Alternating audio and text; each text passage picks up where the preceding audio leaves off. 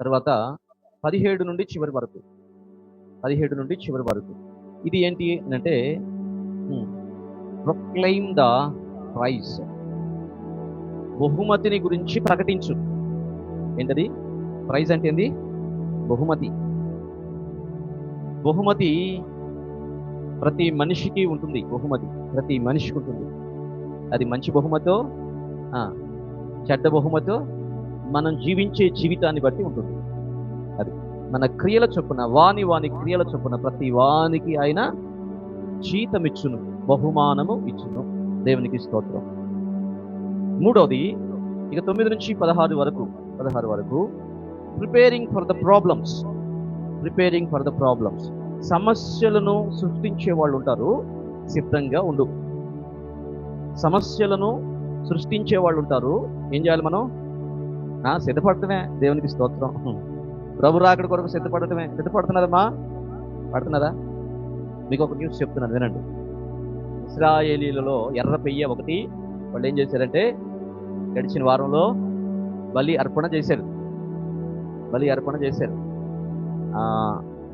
ఇక మరలా బలులు ప్రారంభించబడుతున్నాయి. బలులు ప్రారంభించబడతామంటే దాని అర్థం ఏంటో తెలుసా మీకు? 7వ వారం ప్రారంభించబడుతుంది. దేవునికి స్తోత్రం. 7వ వారం ప్రారంభించబడటం అంటే ఇక యేసు ప్రభు రాకడా ఆయన మధ్యాకాశానికి వస్తాడు. ఆయన వచ్చే ఆ రాకడ సమయం సమీపించింది. ఆయన మధ్యాకాశానికి వచ్చేదాన్ని ఏమంటారు అని అంటే, ఏమంటారు మధ్యాకాశానికి వచ్చేదాన్ని? ర్యాప్చర్ అంట. ర్యాప్చర్ అంటే ఎత్తబడటం. ఆయన మధ్యాకాశానికి వస్తాడు, సంఘం ఎత్తబడింది. ఆయన 7 ఏండ్ల తర్వాత భూమి మీదకి వస్తాడు. అది రాకడ. దీన్ని మేము అర్థం చేసుకోవాలి. ఇప్పుడు ఆ 7 ఏండ్ల కాలము ప్రారంభించే సంవత్సరాలు దగ్గర పడ్డాయని చాలా మంది అభిప్రాయపడుతూ ఉన్నారు. మరి మీ అభిప్రాయం ఏంటో మీకు దేవునికి స్తోత్రం. ఎందుకంటే మన అభిప్రాయం మీదే ఉంటుంది మనం బ్రతికే జీవితం. యథార్థంగా ఉంటామా, లేకపోతే కాస్త మన ఇష్టాన్ని దేవుని ఇష్టాన్ని రెండు జోడించి మిక్సీలో వేసి నడిపిస్తామా అనేది ఎవరి మీద ఆధారపడి ఉంటుంది? మీ నిర్ణయాల మీదే ఆధారపడి ఉంటుంది. దేవుడు మమ్మల్ని ఏం చెప్పాడంటే ప్రకటించమన్నాడు. ఏమన్నాడు? ప్రకటించి బిడ్డా, నీకు జీతం నేను ఇస్తాలే, ఆ కోసం తోడుకోక చెప్పాడు. దేవునికి స్తోత్రం. హల్లెలూయా. అందుకని నేను కూడా పరిచర్యకు వచ్చిన కాడ నుంచి దేవుని హస్తం వైపు చూడటం నేర్చుకోవడానికి నేను ప్రయాసపడుతూనే ఉన్నాను. ఇప్పటికీ మనుషుల హస్తం వైపు చూడకుండా ఎవరి హస్తం వైపు చూడాలి? నేను దేవుని హస్తం వైపు. హల్లెలూయా. కొన్నిసార్లు సంఘము సహకరించినప్పుడు సంఘం విషయంలో బాధ కలుగుతూ ఉండిద్ది. బాధ కలిగినప్పుడు నన్ను పిలిచింది వీళ్ళు కాదు కదా, మీరు ఎవరన్నా నన్ను పిలిచారా? అయ్యా సేవ చేయయ్యా, మేము నీకు జీతం ఇస్తాం అయ్యా అన్నారు, మీరేమన్నా? లేదు కదా. అప్పుడు నేను అంటాను, దేవా పిలిచింది నువ్వు కదా, నాకు ఎవరు సహాయం చేయాలి? నువ్వే సహాయం చేయాలి. నువ్వు ఎవరిని ప్రేరేపిస్తావో నాకు తెలియదు. సంఘంలో వాళ్ళని ప్రేరేపిస్తావా? బయట ఉన్న వాళ్ళని ప్రేరేపిస్తావా? లేకపోతే చావుకుల్ని ప్రేరేపిస్తావా? చావుకురాలని ప్రేరేపిస్తావా? చావుకుడు కొడుకుల్ని ప్రేరేపిస్తావా? నువ్వు ప్రేరేపించు. హల్లెలూయా. దేవునికి స్తోత్రం. హల్లెలూయా. మీరు గుర్తుంచుకోండి, మన ఉపవాస కూడికలు జరగడానికి దేవుడు కెవిన్ని ప్రేరేపించాడు. ఎవరిని ప్రేరేపించాడు? వాడే దాచుకున్న డబ్బులు 5,000 రూపాయలు కానుకిచ్చాడు. దేవునికి స్తోత్రం. అర్థమవుతుందా? ఎవరిని ప్రేరేపించాడు? మీరు ఆలోచన చేయండి. దేవుడు ఎవరినైనా ప్రేరేపిస్తాడు. మనం అనుకుంటాం డబ్బులున్న వాళ్ళని ప్రేరేపిస్తాడు అనుకుంటాం. అసలు ఏమి లేని వాళ్ళని ప్రేరేపించి వాళ్ళ చేత ఇప్పించి వాళ్ళని దేవుడు దీవిస్తాడు. హల్లెలూయా. అది దేవుని యొక్క ఉద్దేశం. ఉన్నవాళ్ళు ఎవరండి? వాళ్ళు ఏ కాడకు దాచుకోవడమే తెలుసు. కానీ దేవుని చిత్తాన్ని చేయటం ఎవరికి తెలుసు అంటే ప్రేరేపణకు లోబడే వాళ్ళకి తెలుసు. ఆమె నేను ఈరోజు మీకు చెప్పాలనుకుంటున్న విషయం ఏంటి అంటే, ప్రకటించడం దేవుడు మాకు ఇచ్చిన బాధ్యత. ఆమె ఒకటి, ప్రకటించుట కొరకు ప్రయాసపడు. ప్రకటించుట కొరకు నువ్వేం చేయాలి? నెల చెల్లించు, ప్రయాసపడు. సమయం అనక అసమయం అనక. అరే ఇది వర్షాకాలం కదా, ఇప్పుడు చెప్తే మీటింగ్లు పెడితే ఎట్లా అని అనుకుంటామా? అనుకోవాలా? అనుకోకూడదు. ఎల్లప్పుడూ ప్రకటించడమే. నేను ఒకటే అన్నాను, పాస్టర్ గారు మీటింగ్కి రావాలి అని చెప్పేసి అంటే, అయ్యా పోయిన నెలలోనేగా అయ్యగారిని పిలిపించి మీటింగ్లు పెట్టించావు, ఇంకా ఇంత తొందరగా మీటింగ్లు ఏంటి ఎట్టా అని అన్నాడు. నేను అన్నాను, రాకడ తొందరగా వచ్చేస్తుంది కదా అయ్యగారు, మీరు కూడా తొందరగా వచ్చేసేయండి, రాకడ గురించే చెప్పేసేయండి అన్న. దేవునికి స్తోత్రం. సంఘం సిద్ధపరచబడాలి. దేవుని బిడ్డలారా, ఎవరి వంతులో వాళ్ళు. నా వంతులో నేను, మీ వంతులో మీరు. సిద్ధపడండి. సిద్ధపడటమే. ప్రభు రాకడ సమీపించింది. నిర్లక్ష్యంగా ఉండే రోజులు కాదు, ఆసక్తి లేని రోజులుగా ఉండే రోజులు కాదు. సంఘాలన్నీ ఆసక్తిని కోల్పోయినాయి. విశ్వాసుల్లో విశ్వాసం సన్నగిలుతుంది. ప్రేమ చల్లారిపోతున్న దినాలు, మోసం అక్రమము విస్తరించబడుతున్న దినాలు. ఈ దినాలు బహుభయంకరమైన దినాలు. ఏర్పరచబడిన వారిని సైతము ఎవరిని మృంగుదునా అని సాతానుడు మోసం చేయటానికి ఆడు అటు ఇటు రాత్రి లేదు పగలు లేదు మధ్యాహ్నం లేదు తిరుగుతూనే ఉన్నాడు. రోగాలను పెడుతున్నాడు, వ్యాధులను తీసుకొస్తున్నాడు, ఆర్థిక ఇబ్బందులు తీసుకొస్తున్నాడు, అసమానమైన పరిస్థితులు తీసుకొస్తున్నాడు. భార్యాభర్తల మధ్య గొడవలు, తల్లిదండ్రుల మధ్య గొడవలు, పిల్లల మధ్య గొడవలు, ఆస్తుల తగాదాలు, ఇవన్నీ తీసుకుని వచ్చి మనుషులను బిజీ చేసేస్తున్నాడు, దేవునికి దూరం చేసేస్తున్నాడు. భయంకరమైన దినాల్లో మనం ఉన్నామని గుర్తించండి. అంత్యకాల దినాల గురించి గడిచిన వారంలో మనం చూసాం. దేవునికి స్తోత్రం. ఇప్పుడు భక్తుడైన పౌలు గారు తన ప్రియ కుమారుడైన తిమోతితో ఏం చెప్తున్నాడంటే, నేను వెడలిపోయే సమయం ఆసన్నమైంది. This is the last time, last days in our life. నా జీవితంలో ఇవి చివరి దినాలు బాబు. నువ్వు నా ఆత్మీయ కుమారుడు కదా, నేను ప్రకటించినట్టుగానే నువ్వు కూడా ప్రకటించు. హల్లెలూయా. ఏం చెప్తున్నాడు అంటే, ప్రయాసపడు, ప్రకటించు. ఆ మాటలు మీరు ఒకసారి చూడండి, ఏం చెప్తున్నాడో మీరు ఒకసారి అర్థం చేసుకోండి. అయితే నీవు అన్ని విషయములలోనూ మితముగా ఉండుము. ఎన్ని విషయాలలో? అన్ని విషయములలో. అన్ని విషయాలంటే తినే విషయంలో, మాట్లాడే విషయంలో, ప్రకటించే విషయంలో, ప్రవర్తించే విషయంలో, ఆత్మీయమైన విషయములలో, లోక సంబంధమైన విషయములలో, అన్ని విషయములలో నువ్వు ఎలా ఉండాలి? మితంగా ఉండాలి. మితముగా ఉండాలి. మితముగా ఉండాలి అంటే దాని అర్థం ఏంటి అని అంటే, మితంగా ఉండాలంటే మీరు అనుకుంటారు తక్కువగా ఉండాలనుకుంటున్నారు. మీరు మితము అంటే తక్కువ అనుకుంటున్నారు, కానీ అది కాదు అక్కడ మాట్లాడిన మాట. మీరు అన్ని విషయములలో శ్రద్ధ గలవారుగా ఉండండి. ఆమేన్. హల్లెలూయా.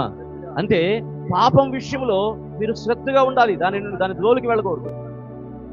ఆత్మీయత విషయంలో, పరిశుద్ధత విషయంలో, ప్రార్థన విషయంలో మీరు శ్రద్ధ కలిగిన వారుగా ఉండాలి. దానిని మీరు ఏం చేయాలంటే వెతకి వెంటాడాలి అని చెప్తున్నాడు. దేవునికి స్తోత్రం. చదువునా. శ్రమపడుము. సువార్తికుని పని చేయము. నీ పరిచర్యను సంపూర్ణముగా జరిగించు. నేను ఇప్పుడే పానార్పణముగా పోయబడుచున్నాను. నేను వెడలిపోవు కాలము సమీపమై ఉన్నది. మంచి పోరాటము పోరాడి తిని. ఇక్కడ మొదటి వచనం చదివా? మొదటి వచనం రెండో వచనంలో అంటాడు. రెండో వచనంలో ఏమన్నాడంటే, వాక్యమును ప్రకటించు, సమయమందును ప్రయాసపడుము, సంపూర్ణమైన దీర్ఘశాంతముతో ఉపదేశించుచు ఖండించు, గద్దించు, బుద్ధి చెప్పు. ఎందుకంటే జనులు హితబోధన సహింపక. ఇప్పుడు జనులకి ఏ బోధ సహించడం లేదు? హితబోధ. ఏ బోధ చెప్పండి? హితబోధ అంటే మంచి బోధ, ఆరోగ్యకరమైన బోధ, హెల్దీ టీచింగ్. హితబోధ అంట జనులకు సహించటం లేదంట. జనులకు సహించట్లమ్మా. ఉపవాసం ఉండాలి. ఎంతమందికి నచ్చింది? నిజం చెప్పండి. 10 రోజులు ఉపవాసం ఉండాలి. ఎంతమందికి నచ్చింది? ఏదో ఒక పూట అంటే ఎంతకట్ట ఎంత అందాం అనుకున్నా కానీ 10 రోజులు అంటే కష్టం కదయ్యా. మరి అపోస్తలులు 10 రోజులు ఉన్నారు కదా, అందుకే పరిశుద్ధాత్మ మేడగదిలో వాళ్ళు అనుభవించారు, పొందుకున్నారు. దేవునికి స్తోత్రం. మరి మోషే 40 రోజులు ఉన్నాడు. అయ్యా మోషే కదా, మేం కాదు కదా, నువ్వు కూడా సేవకుడివేగా అని అంటారు. నేనేమంటాను అని అంటే, కొన్ని నచ్చం ప్రజలకి ఈ రోజుల్లో. సమర్పించుకో అని అన్నాం అనుకో, ఏ సమర్పణ? నీ ముఖం. ఎందుకు సమర్పణ? సమర్పించుకున్న వాళ్ళకి దేవుడు ప్రత్యేకతనిస్తాడు. హల్లెలూయా. సమర్పణ జీవితం కలిగిన వారిని దేవుడు దీవిస్తాడు. సమర్పణ జీవితం కలిగిన వారి తరాలను దేవుడు ఆశీర్వాదకరంగా చేస్తాడు. హల్లెలూయా.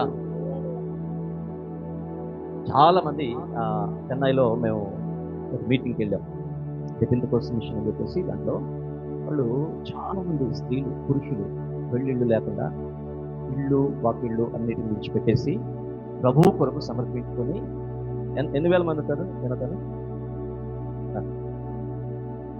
వాళ్ళు తెల్లటి బట్టలు వేసుకుంటే పరలోకం ఆడే ఉండేమని అనిపించింది. దేవునికి స్తోత్రం. ఉదయాన్నే ఒక సర్వీస్ జరిగింది వాళ్ళకి. ఉదయాన్నే 4 గంటల కాడ నుంచి 6 గంటల వరకు వాళ్ళకి సర్వీస్ జరిగింది. సేవకుల స్తోత్ర ప్రార్థనలు అని జరిగింది. అలా ఆ టైంలో చూస్తే ఆ టైంకి వాళ్ళు అందరూ తెల్లటి గొప్పలు వేసుకొని దేవదూతల్లాగా ఉంటారు దేవునికి స్తోత్రం. హల్లెలూయా. నేనేమంటాను అంటే వాళ్ళ సమర్పణ మంచి సమర్పణ. నేనేమంటాను అంటే సమర్పణ జీవితం కలిగిన వారిని దేవుడు విడిచిపెడతాడా? విడిచిపెట్టడు. వాళ్ళల్లో సైంటిస్టులు ఉన్నారు, వాళ్ళల్లో కలెక్టర్స్ ఉన్నారు, వాళ్ళల్లో ఇంజనీర్స్ ఉన్నారు. ఇంజనీర్స్ బోధకులు దొరుకుతారు. సమర్పణ. ఏ పని చెప్పినా చేయాల్సిందే, ఏ పని చెప్పినా చేయాల్సిందే. నేను చదువుకున్నాను, నేను పీజీ చేశానంటే పీజీ తీసి శుభ్రంగా గొడగట్టి ఆడే కాల్చిరా నాయన, అట్లా వస్తేనే సేవకురా, లేకపోతే వద్దంటాడు. వాళ్ళు వచ్చిన తర్వాత వాళ్ళ అమ్మ నాన్నోళ్ళు, అయ్యా ఆస్తులు పంచేమరా, మీ వాటా 10 లక్షలు వచ్చిందిరా నాదంటే తీసుకురండి అంటే ఆ హుండీలు వేయండి అంటే సేవకు చేసేస్తారు. 10 లక్షలు ఎవరికన్నా కోట్ల రూపాయలు వస్తాయి సేవకు. వాళ్ళ పాదాల దగ్గర పెడతారు. నేను ఎందుకు ఈ మాటలు జ్ఞాపకం చేస్తున్నానంటే, కొన్ని బోధలు మనకు నచ్చట్లా. కఠినమైన బోధ అంటే, పాస్టర్ గారు మీ చెట్టుకి వచ్చిన కంటే ఆ పక్క చెట్టుకి కట్టడం. ఎందుకని?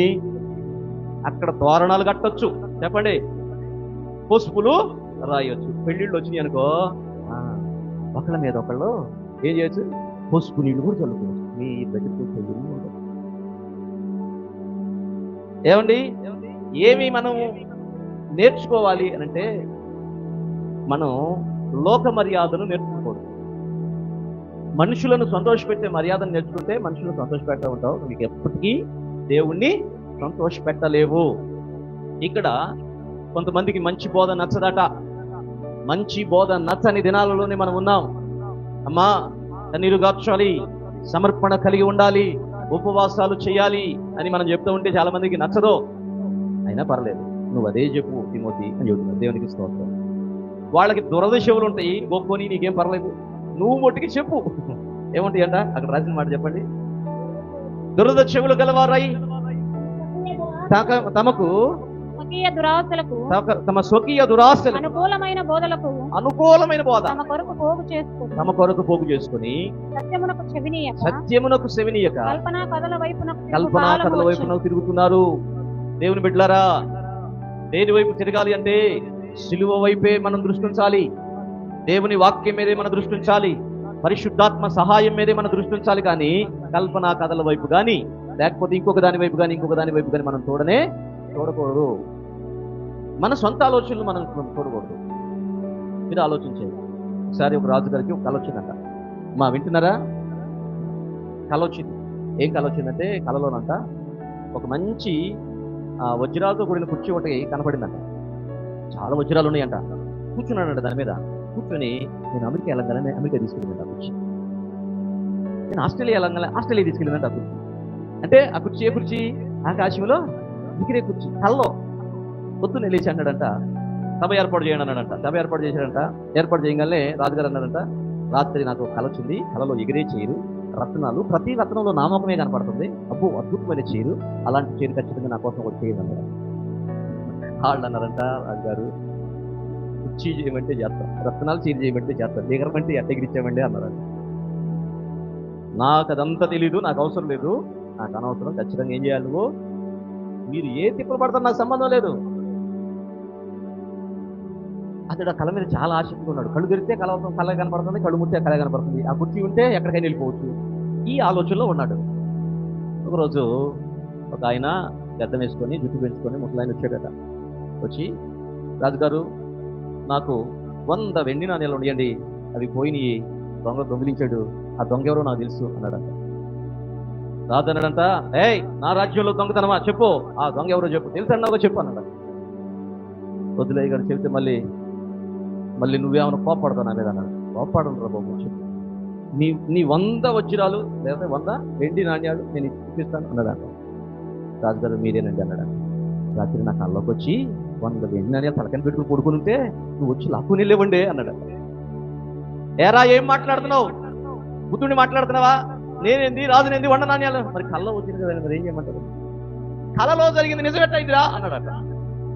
గడ్డం బీకేసి, నిజమే కదండి, కళ్ళలో వచ్చిన కుర్చీ ఎట్ట చేసామంటే మేము అన్నాడట.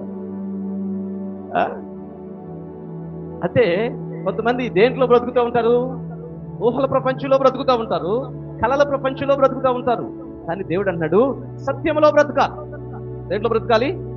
యథార్థతలో బ్రతకాలి, నిజాయితీలో బ్రతకాలి, విశ్వాసంలో బ్రతకాలి, పరిశుద్ధాత్మలో బ్రతకాలి. అది కదా సంఘానికి నేర్పించవలసింది అని చెప్పేసి ఇక్కడ మనం అర్థం చేసుకోవాల్సిన విషయాలు చాలా ఉన్నాయి. ఏంటి అంటే హిత బోధ నచ్చదు, ఖండించే బోధ నచ్చదు, దురద చెవులు ఉంటాయి మనుషులకు. అట్లాగని మంచి చెవులు కూడా ఉన్నాయా ఉండవా? హల్లెలూయా. చెవులు ఉన్నాయా? వినే చెవులు ఉన్నాయా? చెవులు ఉన్నాయా? దురద చెవులు ఉన్నాయా? ఫస్ట్ వినాలి, నెక్స్ట్ నమ్మాలి. ఫస్ట్ వినాలి, నెక్స్ట్ నమ్మాలి. చెవులు ఉంటే తప్పక నీవు వినాలి, చెవులు ఉంటే తప్పక నేను వినాలి. చెవులు ఉన్నాయా? వినే చెవులు ఉన్నాయా? చెవులు ఉన్నాయా? దురద చెవులు ఉన్నాయి. దురద చెవులు ఉండే, వినే చెవులు ఉండే. అమ్మా, వినే చెవులేనా దురద చెవులు లేదని చెప్పండి. సరే, ఒక్కొక్కరిని అడుగుతాను. ఇప్పుడు ఏం విన్నారో అడుగుతాను. ఇప్పుడు చెప్పింది కదా, పోయిన వారు ఏం చెప్పారో అడుగుతాను. ఎంత గుర్తుందో చూడాలి. నిజంగా వినే చెవులు ఉంటే ఏం చేయాలి? అడవిలో ఒక కుందేలు తల్లికి 2 కుందేలు పిల్లలు ఉన్నాయంట. చెప్పాడంట ఆ తల్లి కుందేలు చెప్పిందంట, బయటికి వెళ్ళబాకమ్మా, సింహం ఉంది, చంపేసింది, అది పిల్లలని జాలి చూపిస్తుంది, వెళ్ళబాకంటే పేట బీటుల్లో ఉండాల్సిన ఆ కొండ గృహంలో ఉండాల్సిన ఆ కుందేలు పిల్లలు బయటకు వచ్చిపోతామని చెప్పేసి అమ్మ చెబుతుంది. వద్దులేమ్మా అన్నదంట ఒకటి. లేదు వెళ్దాము అని చెప్పేసి చూస్తే చాలా బాగుందంట. ఇంత అందంగా ఉంది, ఈ ప్రపంచాన్ని ఎప్పుడు ఆ రాళ్ల మధ్యలోనే ఉంటే అదే ప్రపంచం అనుకున్నాం, ప్రపంచం ఇంత బాగుందా అని ఎగురుతూ గంతులేస్తూ ఉందంట. అంతలోకి ఏం చేసింది? సింహం చూడండి ఒక దెబ్బ వేసిందంట, దెబ్బ చచ్చిపోయిందంట. చచ్చిపోతే ఆ రోజుకి ఆల్రెడీ అది జింకను తిని ఉంది కాబట్టి ఇది పొద్దున్నే తిందామని చెప్పేసి ఒక నక్కను తీసుకొచ్చి దాన్ని కాపలా పెట్టి పొద్దున్నే వస్తాను జాగ్రత్తగా కాపలాగా ఎనదా. నక్క చిక్కులు మారింది కదా, పెద్దగా ఉన్న 2 చెవులు తినేసిందంట. ఏం చేసింది? కుందేలుకి చెవులు పెద్దగా ఉంటాయా, ముక్కు పెద్దగా ఉంటుందా? చెవులు పెద్దగా ఉంటాయి. తినేసిందంట. పొద్దున్నే వచ్చి నేను ఇచ్చిన కుందే లేదంటుందంట. నువ్వు ఇచ్చిన కుందేలు అదే కదా అన్నదంట. దానికి చెవులయ్యి అన్నదంట. దానికి చెవుల్లో నువ్వు ఇచ్చినప్పుడు అన్నదంట. అదేంది, చెవులు ఉండాలి కదా, కుందేలు అంటే పెద్ద చెవులు ఉండాలి కదా, దానికి చెవులు లేవు అంటాం ఏంటంటే, ఏమో దానికి చెవులు లేవు, దాని తల్లిని పిలవండి అన్నదంట. తల్లిని పిలిస్తే తల్లి వచ్చిందంట. చెప్పు, నిజం చెప్పు, నీ బిడ్డకు చెవులు ఉన్నాయా లేవా అన్నదంట. రాజా, నా బిడ్డకు చెవులు లేవు, ఉంటే నా మాటిని అది గృహలోనే ఉండేదన్న. నువ్వే రైతు అన్నాడు. ఎవరు రైతు ఇప్పుడు? నాకు రైతు. ఇప్పుడు నిజంగా చెవులు లేవా? దానికి ఉన్నాయి, కానీ ఏ చెవులు లేవు అంటుంది? వినే చెవులు. ఇప్పుడు మీకు చెవులు ఉన్నాయా లేవా? నేననేది ఆ చెవులు కాదు, వినే చెవులు ఉండయా లేకపోతే 2 చెవులు దేవుడిచ్చాడు, స్తోత్రం. ఒక చెవు వినటానికి, 2 చెవులు విడిచిపెడతాను కానీ అన్నీ ఉన్నట్టుండయా? ఎట్లా ఉండయి మన చెవులు? దురద చెవులు కలిగిన వారు హితబోధను వినరు. దురద చెవులు కలిగిన వాళ్ళకి సంఘములో ఉన్న ఆత్మీయ పాఠాలు నచ్చవు. దురద చెవులు కలిగిన వాళ్ళకి పక్కింటి వాళ్ళ సోది కబుర్లు బాగా నచ్చుతాయి, లోకపు కబుర్లు బాగా నచ్చుతాయి. అర్థమవుతుందా? మన ఏ చెవులు ఉన్నాయి? మీరు బైబిల్ ఎంతవరకు చదువుతున్నారు? వాక్యం ఎంతవరకు వింటున్నారు? దేవుని మాటలు ఎంతవరకు అర్థం చేసుకున్నారు? సీరియల్ ఎంత సమయం చదువుతున్నారు? ముచ్చట్లు ఎంతవరకు ఉన్నాయి? ఆలోచన చేయండి. దాన్ని బట్టి దేవుని మాటలు మీరు ఎక్కువగా వింటే మీకు దురద చెవులు లేనట్టు. లేకపోతే మీకు ఖచ్చితంగా ఏముండయి? గజ్జి చెవులు ఉంటాయి. ఏ చెవులు? దురద చెవులు అంటే గోక్కుంటూ ఉంటుంది కదా, ఆ చెవులకి ఎట్లా ఉంటాయి? ఇక గజ్జి ఉంటుంది అనమాట. దురద చెవులు ఇక ఎప్పుడు గోక్కుంటూనే ఉంటారు. ఎవరు ఒకరు చెప్పాలి, అక్కాయా వచ్చావా? వచ్చాను చెల్లిలా, ఏంటి మరి సంగతిలో, కూర్చో అని చెప్పి కూర్చోబెట్టి లోకంలో ముచ్చటంతా. మాకు ఇక్కడ ఉంటాం ఏది తెలియదు. మా అక్కయ్య మా బిక్కియే, దేవునికి స్తోత్రం. జరిగే విషయాలన్నీ ఏదైనా మా దగ్గర తీసుకొచ్చేది ఎవరు? విజయ్ గారే. మాకు తెలియదు, మేమేమన్నా ఏడో ఊరు బయట ఉంటాం, ఏం జరుగుతుందో తెలియదు. ఆయన తీసుకొస్తాడు, దేవునికి స్తోత్రం. తీసుకొచ్చే కానీ అర్థం కాదు మాకు. హల్లెలూయా. మీరు అర్థం చేసుకోండి, మనకి ఏ చెవులు ఉన్నాయి? హితవాక్యాన్ని వినే చెవులు ఉండాలి, సత్యాన్ని గ్రహించే చెవులు ఉండాలి, దేవుని బోధను, ఆరోగ్యకరమైన బోధను. అది కష్టమే, కానీ దాన్ని నువ్వు నిలబడాలి దాని కొరకు. హల్లెలూయా. శ్రమ పడటం ఎంతమందికి ఇష్టం? సుఖపడటం ఎంతమందికి ఇష్టం? చెప్పండి. పరవశమే ప్రభు నీలో, శ్రమైన సుఖమే నీ సేవలో. పరవశమే ప్రభు నీలో, శ్రమైన సుఖమే నీ సేవలో. హల్లెలూయా. శ్రమైన సుఖం అంట. ఎవరు దేంట్లో ఎంతమంది శ్రమ పడాలని ఇష్టపడుతున్నారు? నిజం చెప్పండి. అమ్మమ్మ నిజం చెప్పండి. ఇప్పుడైనా నిజం చెప్పండి. ఎవరికి ఇష్టం ఉండదు? శ్రమ పడటం అంటే ఎవరికి? పైగా సేవలో శ్రమ పడటం అంటే అసలు ఇష్టం ఉండదు. ఇంటి కొరకు శ్రమ పడమనండి, పిల్లల కొరకు శ్రమ పడమనండి, వారి భవిష్యత్తు కొరకు శ్రమ పడమనండి, ఎన్ని శ్రమలైనా పడతాం. నేనేమంటానంటే, పరలోక రాజ్యం విషయంలో నువ్వు శ్రమ పడకపోతే రేపు నీ బహుమానం ఎక్కడుంటుంది? నీ పిల్లల విషయంలో శ్రమ పడుతున్నావు, బాగానే ఉంది. నీ బంధువుల విషయంలో శ్రమ పడుతున్నావు, బాగానే ఉంది. పడతానంట్లా పడాలి. ఎందుకంటే దేవుడు నీకు ఇచ్చిన బాధ్యత. దేవుడు మరి నీకు పిల్లలు ఇచ్చాడు కదా, వాళ్ళ కోసం నువ్వు శ్రమ పడాలి కదా, ఖచ్చితంగా పడాలి. అయితే మరి దేవుని రాజ్యాన్ని ఎందుకు నువ్వు నిర్లక్ష్యం చేస్తున్నావు? దేవుని రాజ్యాన్ని, దేవుని సువార్తను, దేవుని భారాన్ని, దేవుని బాధ్యతను ఎందుకు నువ్వు లెక్కలేనట్టుగా ఉంటున్నావు? ఎందుకు నీకు ఆసక్తి లేకుండా పోయింది? ఎందుకు నీకు దురద చెవులైపోయినాయి? ఎందుకు నీకు భారం లేకుండా పోయింది? ఎందుకు అంటే గ్రహింపు లేక. ఏమి లేక? గ్రహింపు లేదు. అంటే మన చూపు అంతా ఈ నేల చూపులోనే ఉంది. మన చూపు పైకి చూడాలి. దేవునికి స్తోత్రం. అందుకనే మీరు క్రీస్తుతో కూడా లేపబడిన వారైతే ఏం చూస్తారంట? పైనున్న వాటిని వెతుకుతారట. చెప్పండి, ఎట్లు వెతుకుతారు? ఏముంది అక్కడంటే, తండ్రి సింహాసనము, తండ్రి ఆసీనుడై ఉండటము, తండ్రి కుడిపాల్సిన కుమారుడు కూర్చొని ఉండటము, కుమారుడిలో నీ జీవము దాచబడి ఉంది. నీ జీవం, నీ భాగం, నీ స్వాచ్ఛం, నీ సంపద, నీ యొక్క బహుమానం అంతా ఎక్కడ దాచబడింది? క్రీస్తులో. హల్లెలూయా. నువ్వు దాన్ని చూస్తే శ్రమ పడతావు. దేవునికి స్తోత్రం. లేకపోతే శ్రమ పడటం అనేది మన వల్ల కాదు. అందుకనే మీరు ప్రార్థన చేయండి. నేను కూడా ప్రార్థన చేస్తాను మీకోసం, నా కోసం కూడా ప్రార్థన చేయండి. ఏమని ప్రార్థన చేయాలంటే, ప్రభువా, దర్శనాన్ని చూడగలిగిన కన్నులు నాకు ఇవ్వని ఆయన అడగండి. పరలోకాన్ని చూడగలిగిన కన్నులు నాకు ఇవ్వండి అని అడగండి. నేను భూలోకంలో ఉండొచ్చు, కానీ నేను భూ సంబంధమైన వ్యక్తిగా పని చేయకూడదు ప్రభు అని అడగండి. పరలోకాన్ని చూస్తేనే మనం ప్రయాసపడగలుగుతాం. అందుకనే పౌలు గారు 3 సార్లు వెళ్ళాడు పరలోకం. దేవునికి స్తోత్రం. 3వ ఆకాశానికి ఎన్నిసార్లు వెళ్ళాడు? 3 సార్లు వెళ్ళొచ్చాడు. ఆయన చూశాడు. అందుకని అంటాడు, వేరే ఒక అతను నాకు తెలుసు. ఎవరు తెలుసు? ఈయనే ఆయన. అతడు తరచుగా పరలోకం వెళ్ళొస్తూ ఉంటాడు అని చెప్పేసి చెప్తూ ఉంటాడు. అంటే తను తాను హెచ్చించుకోకుండా ఏం చెప్తాడంటే, నా మీద మనలా జనాలు పరలోకం వెళ్ళొచ్చాడు, ఈయన యేసు ప్రభు కంటే గొప్పవాడనని ఈయనకి ఏదైనా కుర్చీ వేసి కూర్చోబెడతారేమని చెప్పేసి మళ్ళీ ఒక భయం ఆయనకి. అందుకనే ఆయన ఒక మనుష్యుడు నాకు నేను ఎరుగుదును అని చెప్పేసి చెప్తూ ఉంటాడు. ఎన్నో వచ్చిన అది 2 కొరింథీ 12:2. 2 కొరింథీ 12:2. క్రీస్తునందు ఒక మనుషుని నేను ఎరుగుదును. 14 సంవత్సరాల క్రిందటే 3వ ఆకాశంలో కొనిపోబడను. అతడు శరీరంతో కొనిపోబడ్డాడో నేను ఎరుగను, శరీరం లేకుండా కొనిపోబడ్డాడో నేను ఎరగను. అంటే నేను ఎరగను అంటున్నాడు. ఎవరి గురించి చెబుతున్నాడు? నేను ఎరగను అంటాడు, మళ్ళీ నాకు ఒక మనుషుడు తెలుసు అంటాడు. అట్టి మనుషుని వచ్చింప సఖ్యము కాని మాటలు వింటున్నాడు. ఆ మాటలు మనుషులు పలకకూడదు.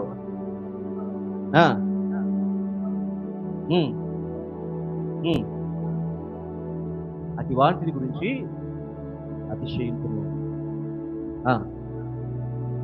నా బలహీనత ఎందేగాక వేరే విధముగా నేను దేనిలో అతిశయిస్తున్నాక?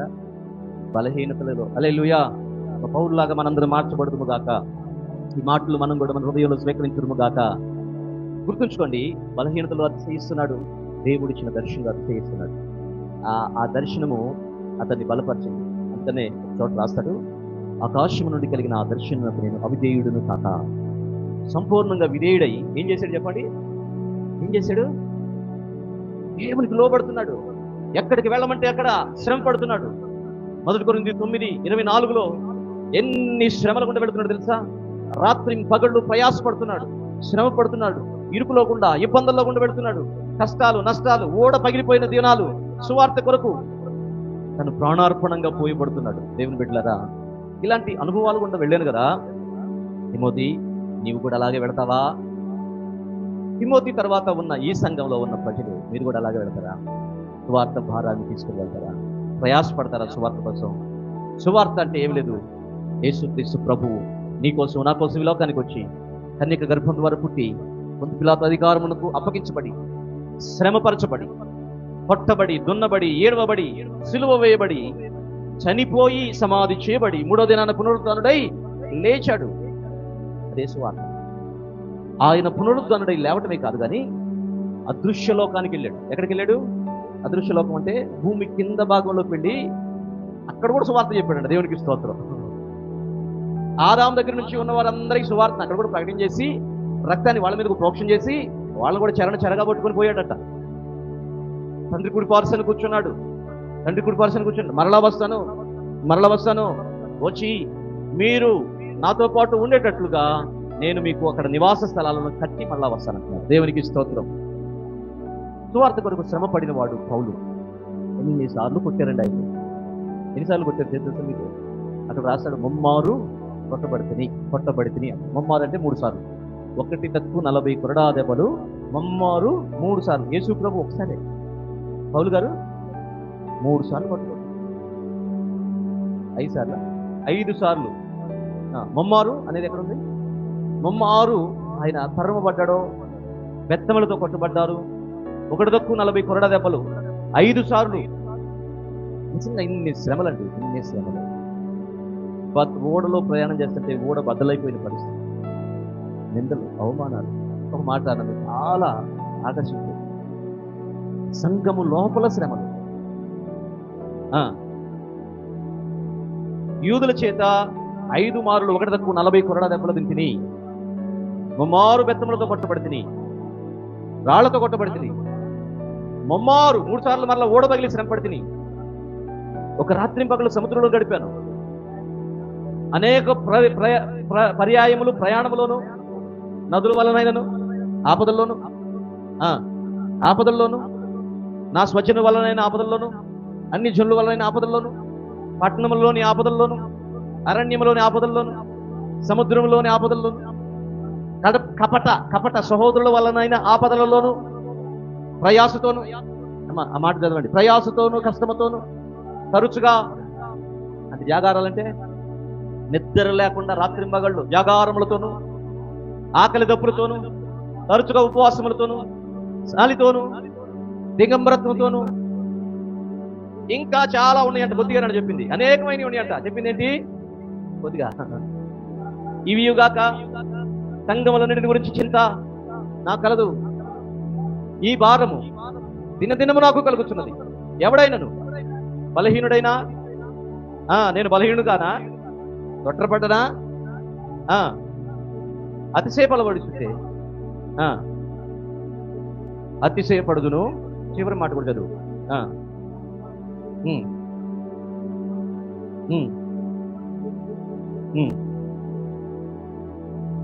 చాలు. దేవునికి స్తోత్రం. హల్లెలూయా. మీరు ఆలోచించేయండి, ఎందుకు ఇన్ని శ్రమలు పడ్డావు? నేను అడిగాను అతను పౌలు గారు ఎందుకు ఇంత కష్టం అనిపించావు? నిజమే, నేను ఓరకు చెప్పకుండా అడుగుతూ ఉంటాను. పౌలు గారిని అడుగుతాను, పేతురుని అడుగుతాను, మోషేని అడుగుతాను, వీళ్ళందరినీ అడుగుతూ ఉంటా. ఎందుకు ఇంత శ్రమలు పడ్డావు? ఎందుకయ్యా ఇన్ని హింసలు అనుభవించావు? ఏంటి రీజన్ అని అంటే పౌలు గారు చెప్పాడు. నాకు రాత్రి వచ్చి చెప్పాడు. విన్నారా? నా తలంపుల్లో మాట్లాడతాడు పౌలు గారు. ఆయన ఏం చెప్పాడంటే, నేను ఎందుకు ఇన్ని శ్రమలు పడుతున్నానో తెలుసా? నేను ఒక సువార్తికుడు మరణానికి నేను కారకుడను. ఒక సువార్తికుడు రోషం కలిగి ఆత్మతో నింపబడి ఎదిరించలేని అభిషేకం కలిగిన వ్యక్తి అయిన స్టెఫెను మరణానికి నేను ఆమోదముద్ర వేశాను. నేను ఇన్ని శ్రమలు పడుతున్నప్పుడల్లా ఆయనే గుర్తొస్తున్నాడు నాకు. అందుకనే నేను శ్రమ పడుతున్న ఈ శ్రమ యందు ప్రయాసపడుతుంది నేను కాదు, కానీ నా యందున్న దేవుని కృప మాత్రమే. ఇది ఆ కృప ఏంటి అనంటే ఆయన దర్శనం. దేవునికి స్తోత్రం. ఒకటి ఏంటి అనంటే, అయ్యో నీతిమంతుడైన, పరిశుద్ధుడైన, కృప చేత, విశ్వాసం చేత, ఆత్మ చేత నింపబడిన నేను స్టెఫనుని ఏం చేశానంటే రాళ్లతో కొట్టి చంపించాను. నేను సాక్షిగా అక్కడే ఉన్నాను. నేను కూడా ప్రభువా ఒకవేళ అటువంటి పరిస్థితులు కొంత గెలిపే నాకు ఒక మంచి గురువుని చెల్లేవు ఆయన అనుకుంటాడు మారిన తర్వాత. దేవునికి స్తోత్రం. అదంతా పౌలు గారి యొక్క హృదయంలో ఉన్న మాట నేను చెప్తున్నాను. రాత్రి నాకు చెప్పాడు, నేను ఇప్పుడు మీకు చెప్తున్నాను. దేవునికి స్తోత్రం. రెండోది ఏంటి అంటే దమస్కో మార్గము గుండా వెళుతున్నప్పుడు ప్రభు యొక్క దర్శనం అతన్ని ఏం చేసింది? బలపరిచింది. మహామహిమ కలిగిన దేవుణ్ణి చూడగలిగింది. ఆయన్ని చంపామనుకున్నారు కదా, కానీ ఆయన చనిపోలేదు. ఆయన పునరుద్ధానపు శక్తితో, పునరుద్ధానపు శరీరంతో ఉన్నాడు.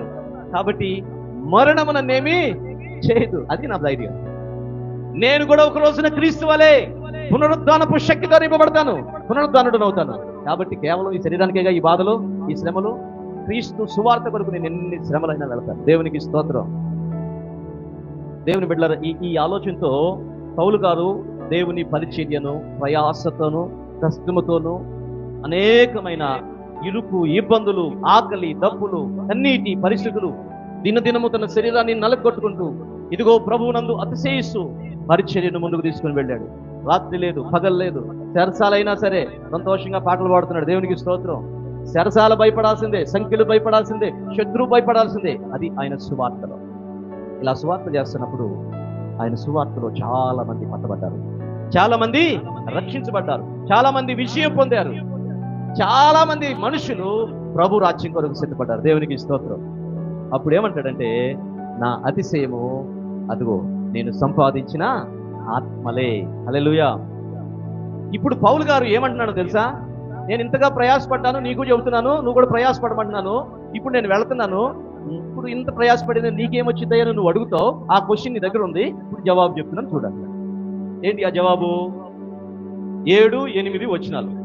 మంచి పోరాటం పోరాడి తిని, నా పరుగును కడముట్టించి తిని, విశ్వాసాన్ని కాపాడుకుంటుని, నీతి కిరీటం ఉంచబడి ఉన్నది.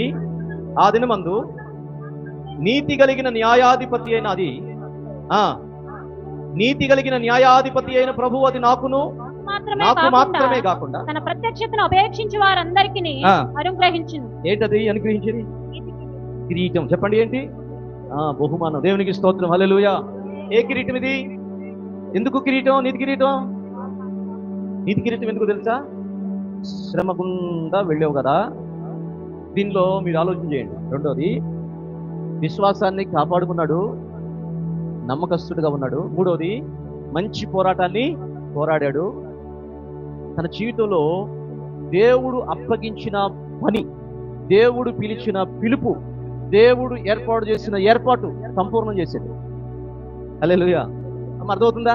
దేవుడు నిన్ను పుట్టించిన పుట్టక, దేవుడు నిన్ను పిలిచిన పిలుపు, దేవుడు నిన్ను ఏర్పాటు చేసిన ఏర్పాటు, దేవుని యొక్క సంకల్పం. నువ్వు కూడా ఏం చేయాలి? తుదముట్టించాలి. చెప్పండి, ఏం చేయాలి?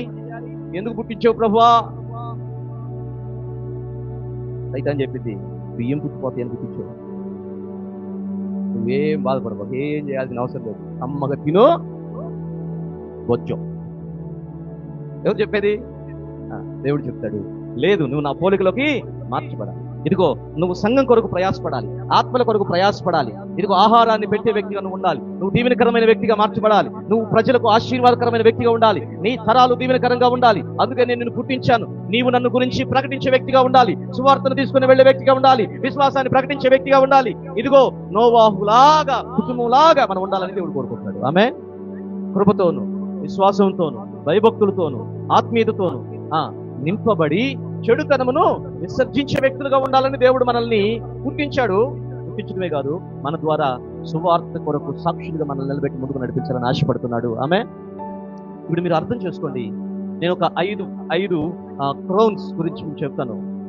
ఏంటి? కిరీటాలు. 5 కిరీటాలు. ఒకటి ఏంటి తెలిసి చెప్పండి. ఈ కిరీటం ఏంటి? నీతి కిరీటం. నీతి కిరీటం ఎవరికి వస్తుంది? రాసుకోండి.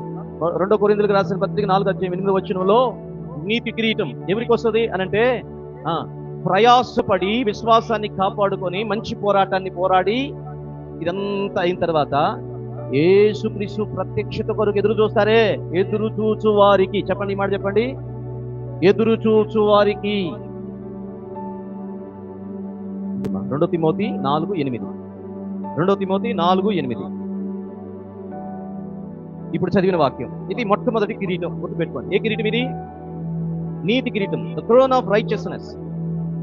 రెండవది ప్రకటన గ్రంథం 2:10. ప్రకటన గ్రంథం 2:10. రాసుకోండి, రాసుకునే వాళ్ళు రాసుకోండి, ఎవరైనా ఒకళ్ళు చదవండి. ఇదిగో మీరు శోధించబడిన అపవాది మిమ్ములను చెరకొని పోతున్నాడు, ప్రతి దినములు శ్రమ కలుగును, మరణం వరకు నమ్మకంగా ఉండుము. జయించిన వానికి ఏం చేస్తాడు? ఎవరికిది? నమ్మకముగా జయించిన వాడు. దీన్ని ఇలా చెప్పాలి, ఎలా చెప్పాలి అంటే శోధనను సహించి జయించింది. శోధనను అక్కడ రాసిన మాట ఏ శోధన? మా అపవాది మిమ్మల్ని ఏం చేయబోతున్నాడు? చెరలోనికి పట్టుకొని వెళ్ళి శోధించబోతున్నాడు. ఆ శోధనను మీరు ఏం చేయాలి? చెరలుంటాయి, కొన్ని చెరలుంటాయి. ఆర్థిక ఇబ్బందులు అనే చెర, అనారోగ్యం అనే చెర, అప్పులనే చెర, పిల్లల విషయంలో చెర, భార్య భర్తల విషయంలో చెర. ఈ చెరలుంటాయి. ఆ చెరలోకి ఎవరు తీసుకెళ్తారు? దేవుడు తీసుకెళ్ళడు. ఎవరు తీసుకెళ్తాడు? అపవాది. అయితే మీరు దాన్ని ఏం చేయాలి? జయించాలి. శోధనను సహించాలి, శోధనను భరించాలి, శోధనను జయించాలి. అలా జయించిన వాడు యోబు. అలా జయించి రెండంతల ఆశీర్వాదాన్ని పొందినవాడు యోబు. అలా జయించిన వాడు యోసేపు. అలా జయించి ప్రధానిగా మార్చబడిన వాడు యోసేపు. గుర్తుంచుకోండి, అలా జయించిన వాడు దావీదు, రాజుగా చేయబడ్డాడు. యోసేపు దగ్గర 30 సంవత్సరాల శ్రమ, దావీదు 13 సంవత్సరాల శ్రమ, తెర. అర్థమవుతుందా? యోబుకి 1 సంవత్సరమే. కాకపోతే యోబు శ్రమలు మామూలు శ్రమలు. 1 సంవత్సరమైనా ఒబ్బో ఆ శ్రమంలో ఎవరు ఉండలేరు. ఏమండి, 10 మంది పిల్లలు పోగొట్టుకోవడం అనేది మామూలు విషయమా? ఆస్తి ఉన్న వాళ్ళందరిలో ఆ రోజుల్లో ఆయన కుబేరుడు. ఆస్తిలో మొత్తం పోయి బికార్ అయిపోవటం అది అంత సామాన్యమైన విషయమా? పైగా అలా ఆవిడ ఏమన్నా సపోర్ట్గా ఉంటుందంటే అది కూడా లేదు. ఏమంటుంది?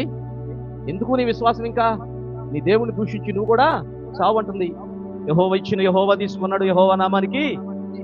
ఇంత శోధన జయించడానికి కారణం ఏంటి అంటే ఒక మాట రాయబడింది. ఏంటంటే కొరింథీయులకు రాసిన పత్రికలో ఏమని రాశాడు తెలుసా?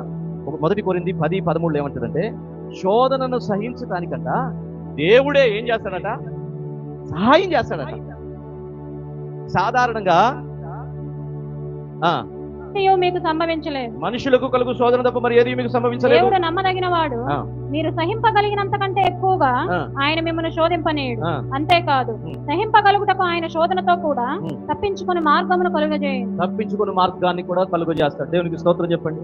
శోధనలు వచ్చినాయి అనుకో, మీరు ఏం చేయాలి చెప్పండి? ఏం చేయాలనుకో, ఏమనుకోవాలి మీరు? నాకే ఎందుకు వచ్చింది అనుకోకూడదు. నాకే ఇదంతా.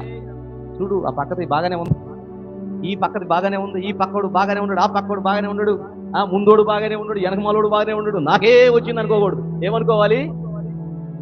ప్రభా, ఈ శోధన ద్వారా నాకు ఒక బహుమానాన్ని నువ్వు సిద్ధం చేస్తున్నావు, అందుకు స్తోత్రాలు.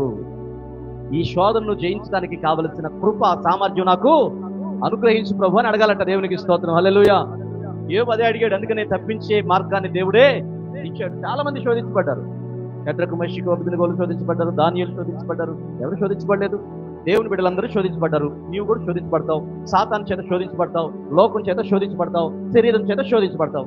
ఈ శోధనలో నువ్వు జయించాలి. జయించాలి అంటే నీకు దేవుని కృప కావాలి. దేవుని సన్నిధిలో ఈ శోధనలో నిన్ను నిలబెట్టి బలపరిచేది ఏంటంటే దేవుని మాట, దేవుని వాక్కు, దేవుని దర్శనం, దేవుని ఆత్మ. హల్లెలూయా. ఈ శోధన నిన్ను జయించేటట్టుగా చేసేది ఏంటంటే ఆయన మాట. గుర్తుపెట్టు. ఎవరైనా శోధనను జయించారంటే దానికి గల కారణం ఒకటే, వాక్యం. యేసు ప్రభు కూడా శోధన జయించాడు. దేన్ని బట్టి జయించాడు సాతాన్ని? వాక్యం. గుర్తుంచుకోండి.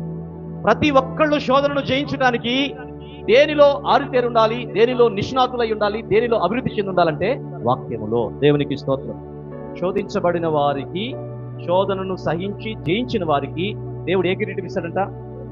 గుర్తుపెట్టుకోండి, ద లైఫ్ ఆఫ్ క్రోన్, జీవ కిరీటం. అంటే ఎప్పుడు జీవితూనే ఉండటమే కాదంట, ఎప్పుడు యవనంగానే ఉంటారంట. దేవునికి స్తోత్రం. ముసలిళ్ళకి గారంటే కాడ. హల్లెలూయా. ఎప్పుడు జీవం, జీవం, జీవం. మూడవది 1 పేతురు రాసిన పత్రిక 5:4. పేతురు రాసిన మొదటి పత్రిక 5:4. మూడవ అమ్మా, ప్రధాన కాపరి ప్రత్యక్షమైనప్పుడు చెప్పండి, ఏ కిరీటం ఇది? వాడబారని మహిమ కిరీటం. The crown of glory. వాడబారని మహిమ కిరీటం ఎవరిది పొందేది తెలుసా? ఎవరిది పొందేది? కాచేవాళ్ళు. చెప్పండి, ఈ మాట కూడా రాసుకోండి మీరు. కాపరులు, మంద కాపరులు. మంద కాపరులు అంటే పాస్టర్ గారు అనుకోబాకండి. కేవలం పాస్టర్ గారులే కాదు, ఎవరైతే దేవుని సన్నిధిలో ప్రభువా ఇదిగో రిస్పా ఏం చేసింది? తన బిడ్డలను కాచింది. చనిపోయిన బిడ్డలను కూడా కాచింది ఆమె. కాచే లక్షణం ఉన్న వాళ్ళకి, కాపరత్వం ఉన్న వారికి. మనం చాలా మంది సంఘంలో దేవుని బిడ్డలు కొన్నిసార్లు చావుకుడు కూడా నిద్రపోవచ్చు, కానీ కొంతమంది ఏం చేస్తారు తెలుసా? ప్రార్థన చేస్తూ ఉంటారు, ప్రభా సంఘంలో ఉన్న ప్రతి కుటుంబాన్ని కాయండి ప్రభా, బలపరచండి అయ్యా, వాళ్ళకు కూడా దేవుడు ఇస్తాడు. హల్లెలూయా. కంచి వేసి కాసే వాళ్ళకి దేవుడు, కాపరిగా ఉన్న వారికి దేవుడు ఏం చేయబోతున్నాడంటే ఈ కిరీటం ఇవ్వబోతున్నాడు. బాధ్యత ఉండాలి, భారం ఉండాలి. ప్రభా కాయ నాయన నువ్వు గాయ్యా అని పడుకునే వాళ్ళకి కాదు, నిర్లక్ష్యంగా ప్రార్థన చేసే వాళ్ళకి ఎవడో అసలు ఏ కిరీటం ఉండదు వాళ్ళకి. నాకు తెలిసి ఏ కిరీటం కూడా ఉండదు వాళ్ళకి. నిర్లక్ష్యంగా ఉండే వాళ్ళకి, ఆసక్తిగా ఉన్న వాళ్ళకే ఉంటుంది. అందుకని మనం ఏం చేయాలంటే నిర్లక్ష్యాన్ని విడిచిపెట్టి ఆసక్తిని పెంచుకోవాలి. దేవునికి స్తోత్రం. ఎందుకంటే కిరీటాలు మిస్ అయిపోతాయి. మూడో కిరీటం ఏంటి చెప్పండి? మొదటి కొరింథీయులకు రాసిన పత్రిక 9వ అధ్యాయము 24-25 వచనాలు. పందిపు రంగమందు పరిగెత్తుదురు గాని ఒక్కడే బహుమానం పొందును. అటువలే మీరు బహుమానం పొందినట్లుగా పరిగెత్తండి. అన్ని విషయములు యందు మితముగా ఉండును. ద క్రోన్ ఆఫ్ ఇన్కరప్టబుల్ అంటే అక్షయము, క్షయము కానిది. అక్షయం అంటే ఇప్పుడు మీరు అర్థం చేసుకోండి. నేను ఒక పీటీ ఉషా ఉంది, రన్నింగ్ లో పాల్గొంటుంది ఆమె. ఇప్పుడు కాదులే, అప్పుడు ప్రారంభంలో ఆమె మన కప్పు ఒకటి తీసుకొచ్చింది. ఒలింపిక్ లో కప్పు ఒకటి తీసుకొచ్చింది, ఫస్ట్ వచ్చి ఆమె పరిగెత్తింది. 10 మంది పరిగెత్తినప్పుడు ఆమె ఏం చేసింది? పొద్దున్న లేచి ప్రాక్టీస్ చేసేది.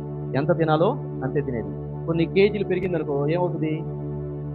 ఆ కేజీల్లో ఆమె రన్నింగ్ చేయడానికి అవకాశం ఉండదు. ఆమె సీనియర్ అయిపోయింది. లేకపోతే ఆమెకి ఎంత వెయిట్ ఉండాలి అంతే వెయిట్ ఉండాలి, ఎంత ఓపిక ఉండాలి అంత, ఎంతగా ప్రాక్టీస్ చేయాలి అంతగా ప్రాక్టీస్. ఎందుకు ఈ ప్రాక్టీస్ చేస్తుంది? ఆమె కిరీటం కోసం. ఏ కిరీటం? ఆ కిరీటం క్షయమైపోయే కిరీటం. హల్లెలూయా. మీరు గుర్తుంచుకోండి, ఈ లోకంలో ఎవరు ప్రయాసపడుతున్నా వాళ్ళు క్షయమైపోయే కిరీటం కోసమే. దేవునికి స్తోత్రం. వాళ్ళు ఎవరైనా సరే లోకములో ప్రయాసపడుతున్న ప్రతి ఒక్కరూ ఏ కిరీటం కోసం? క్షయమైపోయే కిరీటం. కానీ దేవుని ప్రజల కోసం, నశించిపోతున్న ఆత్మల కోసం, ఇదిగో దేవుని యొక్క సన్నిధిలో దేవుని రాజ్యం కొరకు ప్రయాసపడుతున్న వాళ్ళందరికీ ఏ కిరీటం రాబోతుంది చెప్పండి? అక్షయ కిరీటం. అక్షయ కిరీటం ఎవరి కోసం చెప్పండి ఒక మాటలో? ఆత్మలను సంపాదించే వారికి. చెప్పండి ఈ మాట. ఆత్మల సంపాదించే వాళ్ళకి ఏ కిరీటం అవుతుంది? అక్షయ కిరీటం, ఇన్కరప్టిబుల్ క్రౌన్. ఐదోది తెస్సలోనికీయులకు రాసిన మొదటి పత్రిక 2వ అధ్యాయం 9వ వచనం. 2వ అధ్యాయం 9వ వచనం.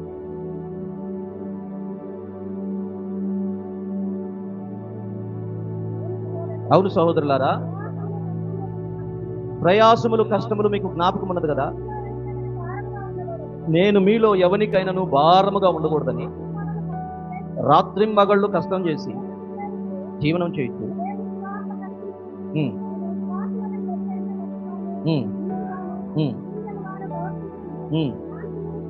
దానికి మీరు సాక్షి, దేవుడును సాక్షి.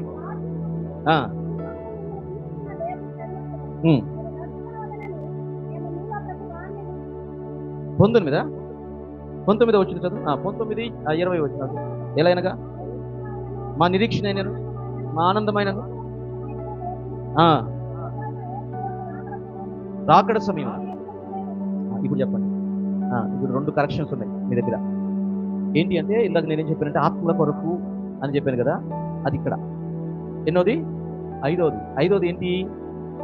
అతిశయ కిరీటం, ద క్రోన్ ఆఫ్ జాయ్. అతిశయ కిరీటం ఎక్కడంటే ఆత్మలను సంపాదించిన చోట. మరి ఇందాక కొరింథీయులకు రాసిన పత్రిక చెప్పాం కదా అమ్మా, అది మరలా ఒకసారి చదవండి, అక్కడ కొంచెం కరెక్షన్ చేద్దాం. 24-25 వచ్చిన 9వ అధ్యాయం 24-25 వచ్చిన. పందెం రంగమందు పరిగెత్తుదురు గాని అటువలే పొందునట్లుగా పరిగెత్తండి. పోరాడు ప్రతివాడును అన్ని విషయములు యందు మితముగా ఉండును. మితముగా ఉన్నాము. కాబట్టి తాను ప్రకటించిన తరువాత నేను భ్రష్టుడిని అయిపోతానేమోనని నా శరీరం నలగొట్టి, ఇప్పుడు చెప్పండి ఎవరికి కిరీటం? అన్ని విషయములలో మితముగా ఉండి శరీరము నల్లగొట్టుకునే వారికి ఏ కిరీటం వస్తుంది? నేను ఉపవాసం ఉంటే ఏమవుతుందన్నా? ఇదిగో ఈ కిరీటం వస్తుందమ్మా. ఏ కిరీటం? మీరు ఒకసారి ఆలోచన చేయండి. 86 సంవత్సరాల నుంచి ఉపవాసాలుండి సంఘములో కనిపెట్టి, ఎవరామె అన్న, ఈ అన్నకి ఏ కిరీటం ఇస్తాడు దేవుడు? కిరీటమే. మీరు అనుకుంటున్నారు నేను ఎండిపోతున్నాను, పీనుగులు అయిపోతున్నాను, నాకు ఏ కిరీటం ఉంటుందంటే, నువ్వంటే అక్కడ నిగనిగలాడిపోతా ఉంటావు. దేవునికి స్తోత్రం. అక్షయ కిరీటం, అక్షయ కిరీటం. దేవునికి స్తోత్రం. సమర్పణ కలిగిన వారికి, సమర్పణ కలిగి సేవ చేస్తున్న వారికి కన్నీళ్లతో, వేదనతో, నిరుత్సాహములో, నిస్పృహలో, ఇదిగో ఒంటరితనములో ఏడుస్తూ, కన్నీరు గారుస్తూ, ఉపవాసాలుంటూ తమ శరీరాన్ని నలగొట్టుకుని దేవుని పని కొరకు సిద్ధపడుతున్న వారికి దేవుడు ఈ కిరీటాన్ని ఇస్తాడు. మితముగా ఉన్న వారికి. దేవునికి స్తోత్రం. హల్లెలూయా. ఇప్పుడు నేను అంటాను, ఏ కిరీటాలు వస్తాయి పౌలు గారికి చెప్పండి? ఈయనకి 5 కిరీటాలు వచ్చేస్తాయి. దేవునికి స్తోత్రం. హల్లెలూయా. పౌలు గారు హైట్ కంటే కిరీటాల హైట్ ఎక్కువ ఉంటుందేమాట. ఒక కిరీటం మీద ఒక కిరీటం, ఒక కిరీటం మీద ఒక కిరీటం, ఒక కిరీటం పొందుకోవచ్చు. 3 కిరీటాల గురించి ఎవరు చెప్పారు అసలు? దీంట్లో పౌలు గారే చెప్పాడు. ఒక కిరీటం ఏమని పేతురు చెప్పాడు, ఇంకో కిరీటం ఏమని యోహాను చెప్పాడు. అర్థమవుతుందా? ఈ 5 కిరీటాలు దేవునికి సమీపంగా బ్రతికిన వాళ్ళే చెప్పారు. ఎందుకంటే వాళ్ళు ఊరకేదో నోటుకొచ్చి చెప్పేవాళ్ళు కాదు, చూసి చెప్పేవాళ్ళు అమ్మవు. దేవునికి స్తోత్రం. హల్లెలూయా. కనులార చూసి, ఏ కనులైతే చూసినయో, ఏ చేతులైతే స్పర్శించినయో చూసి తాకి చెప్పిన వాళ్ళు మామూలు వాళ్ళు కాదు. వాళ్ళు దేవునికి స్తోత్రం. ప్రత్యక్షత కలిగిన వాళ్ళు ముగ్గురు మామూలు కాదు. వాళ్ళు పరలోకాన్ని చూడగలిగిన వాళ్ళు, ప్రత్యక్షత కలిగిన వాళ్ళు, దైవ దర్శనము కలిగిన వాళ్ళు, దేవునితో నడవగలిగిన వాళ్ళు, దేవుని చిత్తాన్ని ఎరిగిన వారు. పరలోకపు చూపు వాళ్ళకుంది, దీర్ఘ దృష్టి వాళ్ళకుంది. దేవునికి స్తోత్రం. ఇప్పుడు ప్రభువు సేవలోనే ఉంటుంది. ఇది 2వ భాగంలోకి వస్తున్నాం. 2వ భాగం ఏంటి అంటే, కొంతమంది సేవలోనే ఉంటూ ఏం చేస్తున్నారంటే పౌలుని చాలా ఇబ్బంది పెట్టారు. ఆ ఇబ్బంది పడినోడు కూడా లిస్టు రాశారు. చూడండి 9వ వచనం కాడ నుంచి చదువుతున్న 16వ వచనం వరకు. త్వరగా వచ్చుటకు ప్రయత్నము చేయము. దేమా ఇహలోకమును స్నేహించి నన్ను విడిచి తెస్సలోనికకు వెళ్ళెను. ఎవరి దేమా? చెప్పండి, ఎవరి దేమా? దేమా కూడా పౌలు అనుచరులలో ఒకడు. అందుకనే దేమా నా జత పనివాడు అని ఫిలోమోనుకు రాసిన పత్రిక 1:24లో రాస్తాడు. కొలసి 4:14లో కూడా ఆయన గురించి ఉంటుంది. ఈ 2 వచనాలు రాసుకోండి. దేమా గురించి ఈ 2 చోట్ల రాశాడు. మొదటి ఫిలిప్పి 1:24, కొలసి 4:14. ఎపఫ్రా, మార్కు, దేమా ఉన్నాడా? కొలసి 4:14 చదవండి. కొలసి 4:14, 13:14 కూడా చదవండి. ఇతడు మీ కొరకును లవోదీకు వారి కొరకును బహు ప్రయాసపడుతున్నాడని. ఎవరైనా ఎపఫ్రోదోతు లోకాను ప్రియవైద్యుడును. దేమా కూడా అక్కడే ఉన్నాడు, మీకు వందనాలు చెప్తున్నాడు. దేవునికి స్తోత్రం. ప్రయాసపడేవాడు దేమా తక్కువడేం కాదు, విశ్వాసి, ప్రార్థనాపరుడు, చేత పనివాడు. అయితే మధ్యలో ఏమొచ్చింది చెప్పండి? లోకాన్ని స్నేహించాడు. ఎవరు స్నేహం? లోకాన్ని స్నేహించి వెళ్ళిపోయాడు. లోకాన్ని స్నేహించడం అంటే డబ్బు పిచ్చిపట్టింది. ఏం పిచ్చిపట్టింది? అధికారం పిచ్చిపట్టింది. లోకంలో 3 ఉంటాయి. ఏంటి చెప్పండి? శరీరాశ, నేత్రాశ, జీవబుడంబం. ఈ 3, ఇంక వేరే ఏముండవు. ఈ 3 అన్నీ ఉంటాయి. ఈ 3 చాలా ఉంటాయి. అర్థమైందా? శరీరాశ, నేత్రాశ, జీవ, అదే లోకాశ. లోకమును వెంబడిస్తున్నాడు, వెంబడించి వెళ్ళిపోయాడు. శరీరాశ, నేత్రాశ, జీవబుడంబం అంటే ఏంది? జీవబుడంబం అంటే అధికారాన్ని కోరుకునేది. శరీరాశ ఏం కోరుకునేది? సుఖాన్ని కోరుకునేది. నేత్రాశ ఏం కోరుకునేది? చెప్పండి. నేత్రాశ ఏం కోరుకునేది? ఆడవాళ్ళకి తెలుసు. పొట్టి చీరలు కోరుకునేది, బంగారం, పొట్టి చీరలు. అయ్యే ఇవి మగవాళ్ళ కంటే చెప్పేది ఏముంది? డబ్బులు, ఆస్తులు, అంతస్తులు. ఇవి కాదని అంటలేదు. కానీ ఆయనకి ఆల్రెడీ దేవుడు ఇచ్చాడు, ఒక బాధ్యత ఇచ్చాడు. బాధ్యతలో నిలబడకుండా ఏం చేశాడు?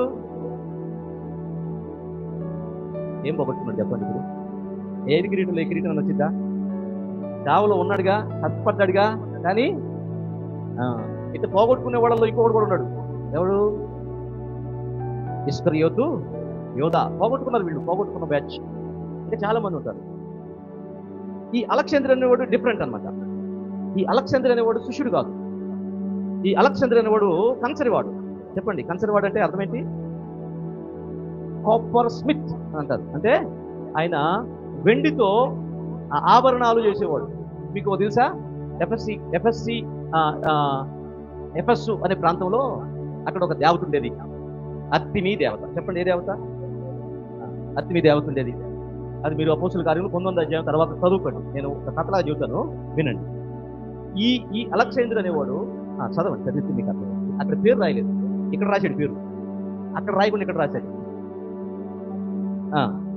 అలెగ్జాండర్ అనే కంచరివాడు నాకు కీడు చేశాను, అతని క్రియలు చూపున ప్రభువు అతనికి ప్రతిఫలం ఇచ్చును. ఇది చదివింది ఏంటంటే తిమోతికి రాసిన 2వ పత్రిక 4వ అధ్యాయము 14వ వచనం. అయితే మీరు అక్కడ ఏం చేయాలి? 19వ అధ్యాయంలో ఈ లెఫ్ట్ సైడ్ చివరి వచ్చిన ఉంటుంది. లెఫ్ట్ సైడ్ మీ ఎడం చేతి పక్కన అక్కడ నుంచి ఎలాగనగా దెమిత్రియేను కంసాలి అర్తిమీ దేవతకి వెండి గుళ్ళను చేయించుట వలన ఆ పని వారికి మిగుల లాభము కలుగు చేయుచుండు. అతడు వారిని అటు పని చే ఇతరులను గుంపు కూర్చి, అయలారా ఈ పని వలన మనకు జీవనము బహుగా జరుగుతున్నదని, ఈ పని వలన జీవనము మనకు బహుగా జరుగుతున్నదని మీకు తెలియను. మీకు తెలుసు. అయితే చేతులతో చేయబడినవి దేవతలు కావని ఈ పౌలు చెప్పి ఎఫెసులో మాత్రము కాదు, దాదాపు ఆసియా అంతటా బహుజనమును ఒప్పించి త్రిప్పి ఉన్న సంగతి మీరు చూచి వినియున్నారు. మరియు ఈ మన వృత్తి యందు లక్ష్యము తప్పిపోవటయే కాక మహాదేవి అయిన అర్తిమీ దేవి యొక్క గుడి కూడా తృణీకరింపబడి ఆసియా అంతటను భూలోకమందును పూజింపబడుచున్న ఈమె యొక్క గొప్పతనము తొలగిపోవునని భయము తోచుచున్నదని వారితో చెప్పాను. చూడండి, మీరు ఆలోచన చేయండి. వీళ్ళ గ్రూపులో ఉన్న ఒక నాయకుడు ఎవరు? అలెగ్జాండర్. ఏం చేశాడు? మీకు మాట చెప్తాను, వినండి. ఇతడు దెమిత్రియేతో చేతులు కలిపి నేను నీకు పౌలును పట్టిస్తాను, నువ్వేం ఆలోచన చేయబాకు అని చెప్పేసి వెళ్ళి, అయ్యా నాకు కూడా బాప్తిస్మం ఇమ్మన్నాడు. మారు మనసు పొందినట్టుగా నాటకం ఆడాడు. ఏం చేశాడు తెలుసా? మారు మనసు పొందినట్టుగా నాటకం ఆడి పౌలును చంపడానికి ఎన్ని ప్రయత్నాలు చేశాడంట. ఈ మామూలుడు కాదు. అందుకని అంటాడు, నాకు బహుకీడు చేశాడయ్యా. ఏం చేశాడు? మీరు ఒకసారి 1వ తిమోతి 1వ అధ్యాయము 20వ వచనం చదవండి. 1 తిమోతి 1:20. వారిలో హుమనయును అలెగ్జాండరును ఉన్నారు. వీరు దూషింపబడకుండా శిక్షింపబడుటకై వీరిని సాతానుకు అప్పగించుకుంది. ఎవరు వీళ్ళు? బహుగా సంఘానికి కీడు చేసిన వారు, దేవుని రాజ్యానికి వ్యతిరేకంగా నిలిచిన వారు. అందుకని దేవుడు పౌలు గారు ఏమంటాడు తెలుసా? వాళ్ళని నేను సాతానుకి అప్పగించాను. ఎవరికి అప్పగించాడు? సాతాను చేతులకు అప్పగించాడు. ఇప్పుడు అంటున్నాడు, అయ్యా నువ్వు ఎఫెసులోనేగా సేవ చేస్తుంది. ఎఫెసులో ఒకడున్నాడు, ఆడు మామూలుడు కాదు. పులితో అదేంది గొర్రెతోలు కప్పుకున్న తోడే వాడి విషయంలో నువ్వు జాగ్రత్తగా ఉండు అని చెప్తున్నాడు. దేవునికి స్తోత్రం.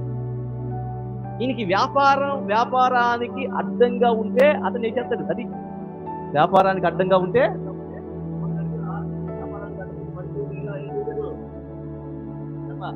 మణిపూర్లో వ్యాపారం జరగాలని చెప్పేసి ఏం చేశాడు తెలుసా?